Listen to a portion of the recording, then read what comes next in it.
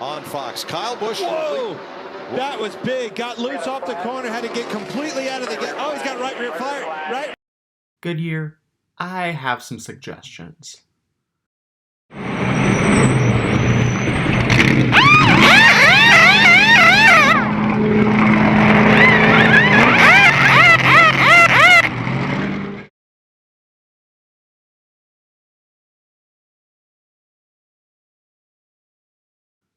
Over the past 4 NASCAR Cup Series races, and throughout the season, there have been a rash of tire failures, many affecting the outcomes of key races.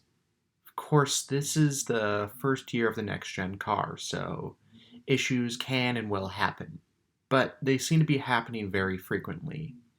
At Kansas, and the All-Star race at Texas, at the Coca-Cola 600 in Charlotte, and at Gateway. But especially in Kansas and at Texas. In many cases, at least one driver per race can't even get to the first round of pit stops without encountering some sort of tire blowout or tire failure. In the Coca-Cola 600, Corey LaJoie had a crash involving a flat tire during practice, and then in the race, he had the exact same thing happen to him. In Gateway, Chase Briscoe couldn't even go 30-40 laps without leading before he got a flat tire. You can also ask Kyle Busch and Kyle Larson how that kind of went for them in Texas. They ran into a similar issue. It could be argued that this is due to teams pushing their setups to the limits, but, that is what drivers and teams are supposed to do with their cars, and there are just some things that you can't control. I have noticed occasionally that when tires do get flat after accidents, it's kind of difficult for drivers to drive away, and occasionally that can be a problem. Now, I know you've kind of run into issues with your tires in the past. It has happened. It happened at the Breaker 400 twice in 2008 and 2020, and I should know. I went to the 2008 race. I saw it firsthand.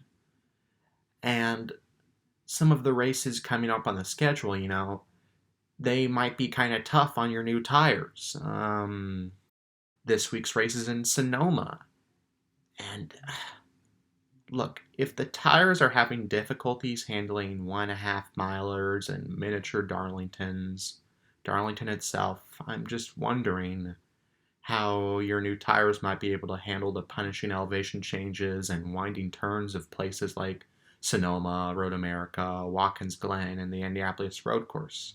I mean, what will happen when these tires hit the Roval and Bristol? I don't want to see your tires have to end up negatively affecting the playoffs. I don't want to see issues inadvertently affect the finale. I mean, I bet you don't want to see that happen either. It can be one thing for a battery to fall off and come loose to separate yellow. That happened to David Starr at Phoenix last year. But it can also be another thing for a tire to go down early on without a driver getting the chance to perform in the first place. Now, I know it isn't easy to figure this out. I know that you guys tested these tires well before the season started, and it must be weird that in racing conditions they're suddenly running into these problems. And it is one thing to get a flat lay in the going when you've pushed hard and gone for it all day, but, sometimes these tires failing early just means that, hey, sometimes you have to go back to the drawing board and figure out what to do. And I do have a couple ideas and suggestions. Perhaps you guys could introduce a harder tire compound like an IndyCar road courses that takes a little while to wear out. It's worked for Firestone, the IndyCar series, and I think it might be good to try something out in the Cup series for the new Goodyear tires. I know that you guys did some early testing in the season, but perhaps you could also do some tire tests throughout the season. Perhaps you could test them out in more adverse and accurate wind tunnel conditions that simulate harder and less grippy racetrack surfaces, especially when new cars introduced.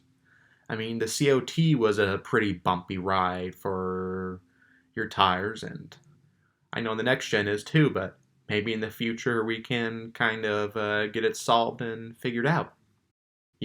Science.